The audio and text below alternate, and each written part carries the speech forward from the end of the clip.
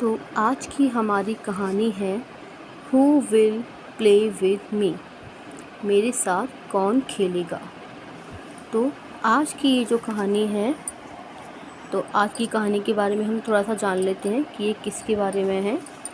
This is a story about a boy who does not like to study at all. यह कहानी एक लड़के के बारे में है जिसे पढ़ना बिल्कुल भी पसंद नहीं था। One day he meets some creatures and then he changed. एक दिन वह कुछ जानवरों से, कुछ जीवों से मिलता है और वह उनसे मिलकर पूरी तरीके से बदल जाता है। And then he change का मतलब होता है बदल जाना, बदलना, ठीक है। Why does he change himself? उसने अपने आप को क्यों चेंज किया? Let's find out. चलिए हम इस कहानी में जानते हैं, ठीक है। तो ये है ये कहानी। तो चलिए पढ़ना शुरू करते हैं। This is a Rohit. This is अ रोहित। यह रोहित है। He does not like his study. वह जो रोहित है वह बिल्कुल भी पसंद नहीं करता क्या? स्टडी मतलब पढ़ाई करना, पढ़ना उसे बिल्कुल भी पसंद नहीं है, ना ही वो पसंद करता है। All of his friends go to school daily but he doesn't go there. उसके सभी फ्रेंड रोज़ स्कूल जाते हैं लेकिन वह नहीं जाता है। He wonders here and there. वह यहाँ वहाँ घूमता रहता है।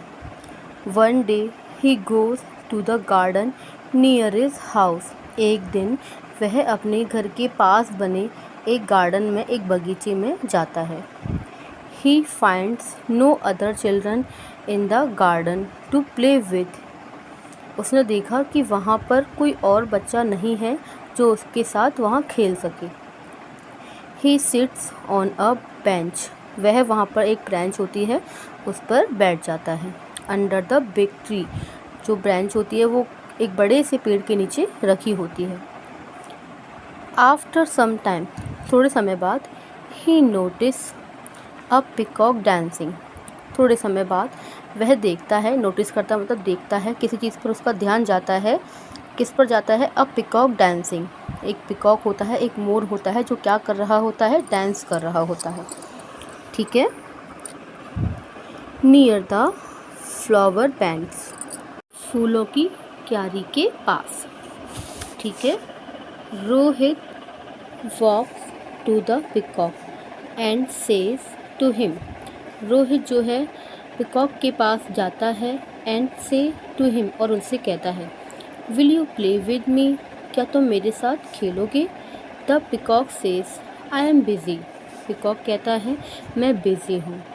आई एम डांसिंग। मैं डांस कर रहा हूँ या नृत्य कर रहा हूँ। So I can not play with you. तो इसलिए मैं तुम्हारे साथ नहीं खेल सकता। Then Rohit meets a dog. फिर रोहित मिला, किससे मिला? एक कुत्ते से। He ask him. उसने उससे पूछा, किससे? कुत्ते से पूछा will you play with me? क्या तुम मेरे साथ खेलोगे? द डॉग से।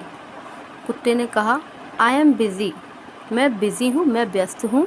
I am looking after my masters house. मैं अपने मालिक के घर की देखभाल कर रहा हूँ, ठीक है। मास्टर्स मतलब कि मालिक का घर, ठीक है। लुकिंग आफ्टर मतलब कि देखभाल करना, ठीक है। नेक्स्ट है so I can not play with you. तो मैं तुम्हारे साथ नहीं खेल सकता। He happens to see a parrot, crow, sparrow and horse.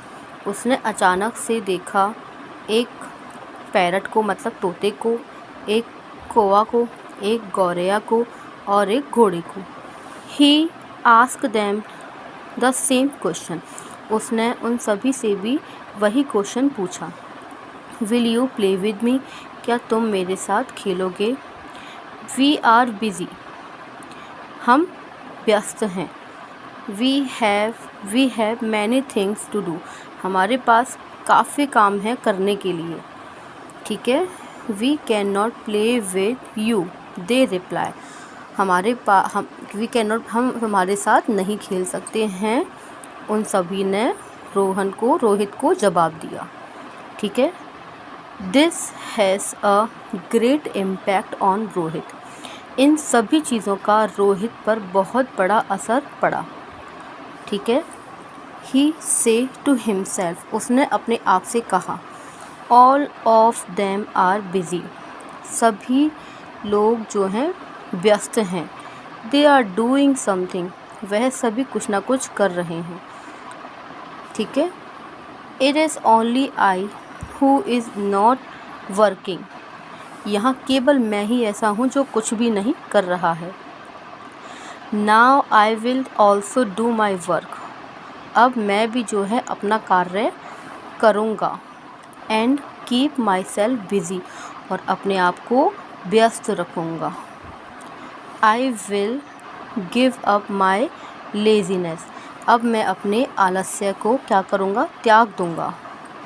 Laziness मतलब कि अपना आलस्य, गिव अप मतलब त्याग देना। ठीक है। He returns home and decide to go to school daily, वह अपने घर को लौटा और डिसाइड किया और उसने तय किया कि अब से वह रोज़ स्कूल जाया करेगा। He starts studying attentively and completes his homework. Also, he learns his lesson regularly. He उसने पढ़ना शुरू किया और ध्यानपूर्वक अपने क्या किए, कंप्लीट किया, अपने सारे होमवर्क मतलब अपने सारे गृह कार्य उसने समाप्त किए। ही लर्न हिज लेसन रेगुलरली, और उसे जो भी लर्न करने के लिए, याद करने के लिए दिया जाता था, उसे भी वह रोज़ाना याद करने लगा। In the evening he goes to the playground and finds his friends there, वह शाम के टाइम कहाँ गया, प्लेग्राउंड मतलब कि खेलने के लिए गया, जहाँ पर उसको अपने काफ़ी सारे दोस्त मिले। ही प्लेज विद देम, और वह उन सब के साथ खेला। फॉर अबाउट एन आवर, लगभग 1 घंटे तक। आफ्टर रिटर्निंग होम, घर लौटने के बाद, he takes his dinner and then revise, घर आने के बाद उसने अपना डिनर किया एंड देन रिवाइज, और दोहराया what he studied at school, और जो उसने क्या रिवाइज किया, जो भी उसने अपने स्कूल में पढ़ा था। ठीक है। With this change in his behaviour, उसके इस बिहेवियर में, उसके इस व्यवहार में बदलाव को देखकर, he is now liked by everyone, उसके इस बदलाव से सभी लोग उसको बहुत पसंद करने लगे। He is now liked by everyone, सभी उसको पसंद करने लगी। His teachers praise him for his punctuality and his parents feel proud of him.